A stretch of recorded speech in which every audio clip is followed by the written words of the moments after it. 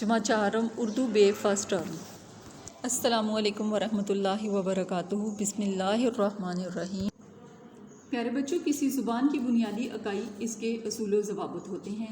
ज़ुबान से पूरी तरह वाक़फ़ियत हासिल करने के लिए कवायद ज़ुबान को जानना ज़रूरी होता है और ये कवायद हम इस किताब यानी जो आपकी किताब है ज़ेर ज़बर पेश इससे सीखेंगे।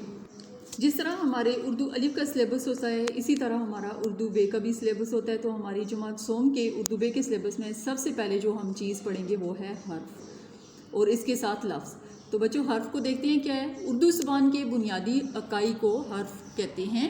हमारे हलक से निकलने वाली आवाज़ का हर हिस्सा हर्फ कहलाता है, जैसे अलिफ, बे, जीम, दाल वगैरह। इनकी जो आवाज़ हमारे हलक से निकल रही है ये हर्फ कहलाते हैं। हर्फ की जम हरूफ, बहुत से हरूफ मिलकर हर्फ मिलकर हरूफ बनाते हैं। जैसे हर्फ क्या था, अलिफ, बे, जीम, दाल।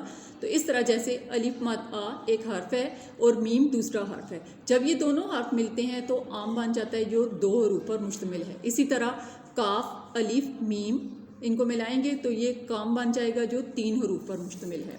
फिर है रे, वाओ, टे, छोटी ये, रोटी, ये चार हरूफ पर मुश्तमिल है।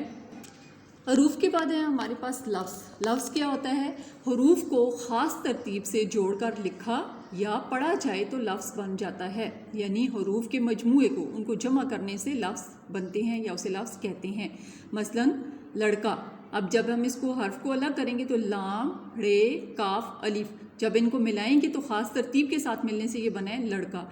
फिर शाम और पाकिस्तान। नीचे देखें मिसाल में, जैसे है हर्फ, इसकी मिसालें देखें। जैसे हर्फ है सीन, अब ये दो हरूफ मिल गए तो सीन के साथ बे मिल गया। अब इनको मिला के जो लफ्ज़ बना वो सब है। अब इसको तरतीब के साथ हमने लिखा, सीन को पहले लिखा, बे को बाद में लिखा, तो ये तरतीब के साथ मिलाने से सब बन गया। इसी तरह काफ है, काफ के साथ काफ, अलिफ, पे, ये हरूफ मिले तो बन गया कापी। तरतीब के साथ लिखने से लफ्ज़ बन गया कापी। बच्चों, आपने आज का करवाया गया काम उर्दू अलिफ की कापी पे जो आपने उर्दू बे का पोर्शन बनाया था उसके पहले सफ़े पे उर्दू बे लिख के उसके अगले सफ़ों पर ये काम करना है। और आपका आज का होमवर्क ये है कि आपने हर्फ और लफ्ज़ की 5-5 मिसालें लिखनी है। काम साफ़ सुथरा करके करना है, खुशखती के असूलों को फॉलो करते हुए। ठीक है, इंशाल्लाह कल अगले काम के साथ फिर मिलेंगे। तब तक के लिए अल्लाह हाफिज़।